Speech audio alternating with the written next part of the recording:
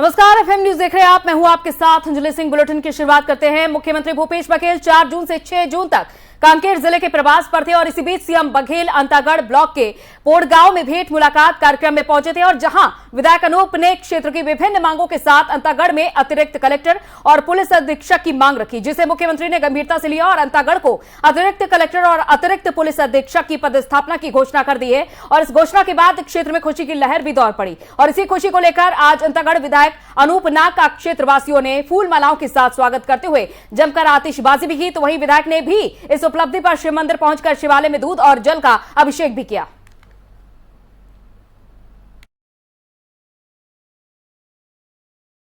सड़क के चौड़ीकरण करे की घोषणा करा।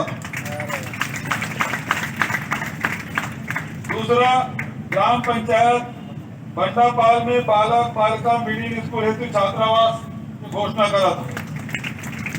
आमाबेड़ा प्राथमिक स्वास्थ्य केंद्र को सामुदायिक स्वास्थ्य केंद्र में परिवर्तित किया जाएगा, उसकी बधाई आपको।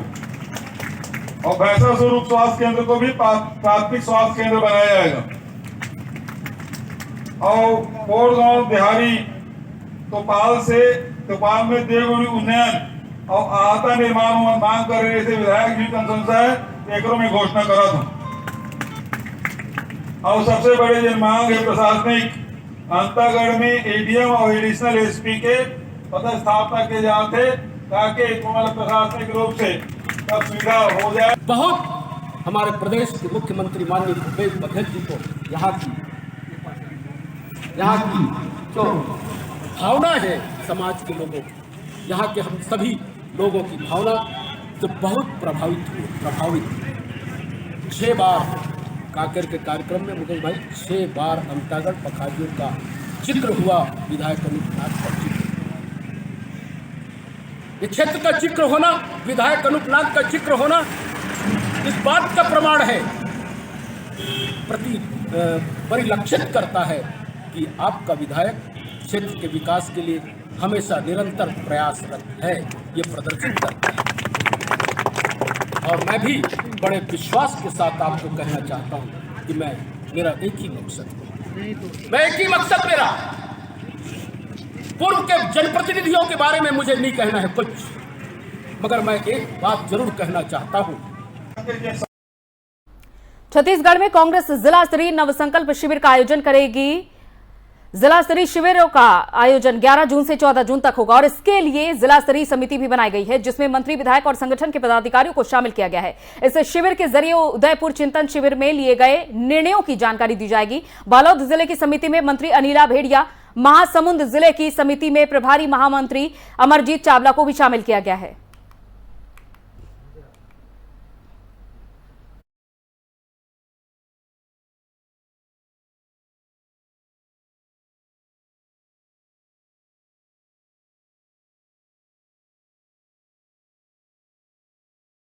और राज्यसभा सदस्य और दिल्ली कांग्रेस प्रभारी शक्ति सिंह गोहिल छत्तीसगढ़ पहुंच चुके हैं। आज शक्ति सिंह जहां हरियाणा के कांग्रेस विधायकों के प्रशिक्षण में शामिल हुए हैं और विधायकों को राज्यसभा चुनाव के लिए मतदान के संबंध में आज जानकारी देते हुए भी नजर आ रहे हैं।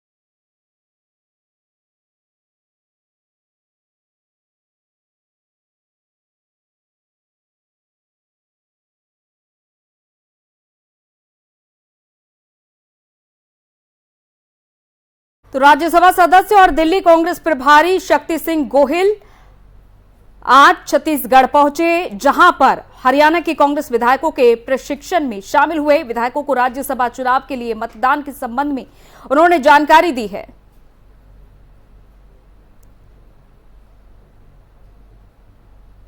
तो नवा रायपुर स्थित होटल में हरियाणा के विधायक ठहरे हुए हैं, उनसे शक्ति सिंह गोहिल ने मुलाकात की थी। इससे पहले मुख्यमंत्री भूपेश बघेल और नवनिर्वाचित राज्यसभा सदस्य राजीव शुक्ला ने भी सोमवार को ही हरियाणा के विधायकों से मुलाकात की थी। सभी को पार्टी के प्रति निष्ठावान रहने की नसीहत देते हुए हरियाणा में कांग्रेस प्रत्याशी की जीत को सुनिश्चित बताया है। तो आपको बता दें कि छत्तीसगढ़ के सीएम भूपेश बघेल और राजीव शुक्ला को हरियाणा में राज्यसभा चुनाव के लिए पर्यवेक्षक बनाया गया है। दिल्ली से रायपुर आए शुक्ला एयरपोर्ट से विधायकों से मिलने के लिए सीधे है होटल पहुंचे। तो वहीं आज दिल्ली कांग्रेस प्रभारी शक्ति सिंह गोहिल भी छत्तीसगढ़ में मौजूद हैं।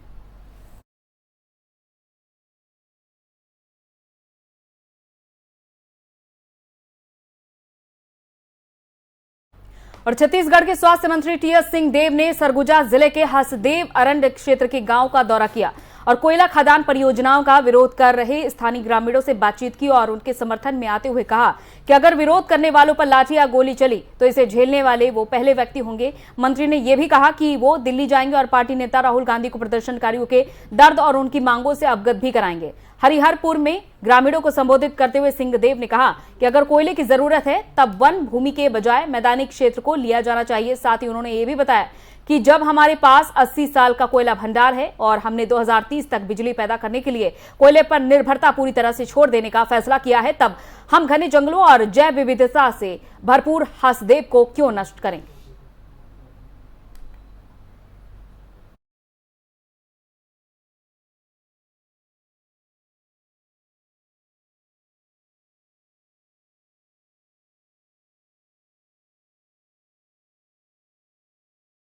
और छत्तीसगढ़ में नक्सलियों की हानिकारक गतिविधियों पर रोक लगाने के लिए सरकार और प्रशासन लगी हुई है।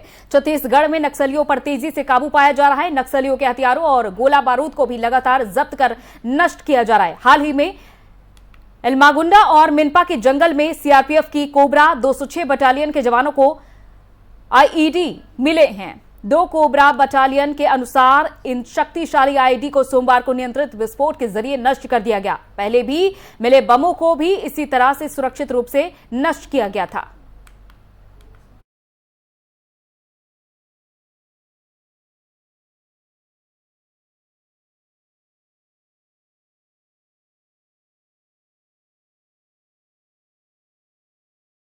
और रायपुर के वीआईपी रोड का वीडियो सोशल मीडिया पर तेजी से वायरल हो रहा है, जिसमें लड़के और लड़कियां बीच सड़क पर मारपीट करते हुए नजर आ रहे थे।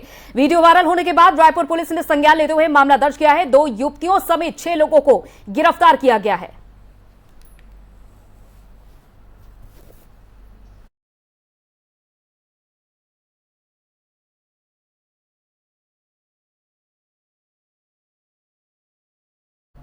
राजधानी के कबीर नगर इलाके में एक महिला ने तेज रफ्तार कार से बैंक कर्मचारी को रौंद दिया। घटना में बैंक कर्मचारी की मौके पर ही मौत हो गई। कबीर नगर पुलिस ने मामला दर्ज कर जांच शुरू कर दी। घटना के बाद आरोपी महिला फरार है, जिसकी तलाश की जा रही है। हादसे का सीसीटीवी फुटेज भी सामने आया है।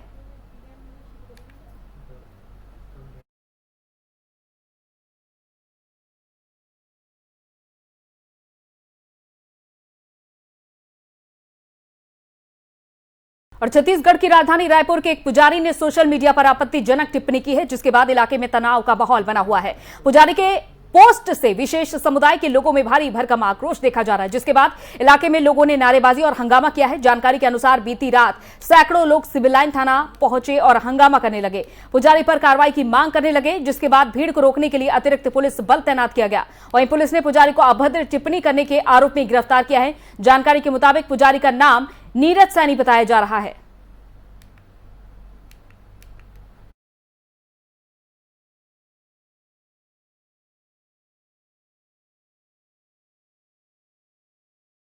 और कोरिया पुलिस को आज बड़ी सफलता हाथ लगी है। आपको बता दें कि पुलिस ने चेकिंग के दौरान 2 गाड़ियों को रोका। जब गाड़ियों की तलाशी ली गई तो वाहनों में से 48 नग मवेशियों को ठूस ठूस कर भरा हुआ था। जब पुलिस ने चालकों से दस्तावेज मांगा तो चालकों के पास से कोई भी दस्तावेज मौजूद नहीं है, जिसके बाद पुलिस ने कार्रवाई करते हुए सभी मवेशियों को जब्त कर लिया।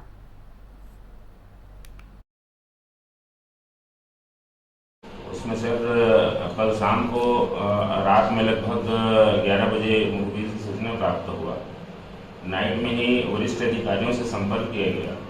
हमारे एसपी साहब श्री प्रफुल्ल कुमार ठाकुर सर के निर्देशन में टीम बनाकर हम रवाना हुए थे और मुखबिर के बताए अनुसार वाहन क्रमांक जो बताया था उस हिसाब से हमने रुकवा करके चेक करके सवेरे 5:15 के आसपास का टाइम है, तो हमने अपनी तस्दीक किया, रुकवा करके पूछा तो उनके पास किसी प्रकार का पेपर नहीं था।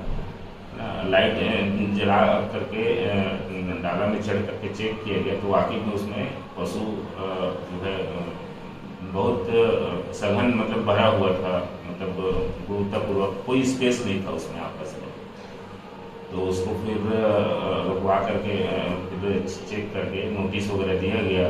नोटिस में उनके द्वारा किसी प्रकार का दस्तावेज होना नहीं बताया। तो छत्तीसगढ़ पशु क्रूरता अधिनियम के तहत हम लोग इसमें कार्रवाई कर रहे हैं और सभी पशुओं को सुरक्षित तिरोखन पंचायत में भी रखा गया है। डॉक्टर के द्वारा मुआयजा करवाया गया है। 4 आरोपी को गिरफ्तार कर लिया गया है और सवेरे रिमांड में भेजेंगे। सर, ये आरोपी कहाँ से पशु तस्कर करके लेके आ रहे थे और किस ओर जा रहे थे? इनके ओरली इनके द्वारा बताया गया सर, ये लोग सीधी से छत्तीसगढ़ बॉर्डर को पार किए हैं और पार करने के बाद ये लोग कोतमा बाजार लेकर के जा रहे हैं, ऐसा इनका बोलना है। सर, कितने पशुओं का परिवहन करते हुए आपने इनको? ये टोटल 48 पशु हैं सर, 48 को पशु हैं सर। 2 वाहन हैं और 2 चालक हैं। और गुरेला पेंड्रा मरवाही में वन विभाग ने 20 लाख रुपए की चंदन की लकड़ी बरामद की और इसके साथ ही लकड़ी के 3 तस्करों को भी गिरफ्तार किया गया है। मामला मरवाही वन मंडल के कोडरी खंड परिक्षेत्र का है, जहां पर वन विभाग को मुखबिर से लकड़ी तस्करों की सूचना मिली थी, जिसके बाद वन कर्मचारियों ने दबिश देकर एक घर के आंगन से चंदन की लकड़ी जब्त की है। इस दौरान मौके से 3 लकड़ी तस्करों को गिरफ्तार किया गया है, जिनका नाम महेश प्रसाद और आरोपी भी हैं, जिसमें शामिल हैं। तीनों से पूछताछ की जा रही है।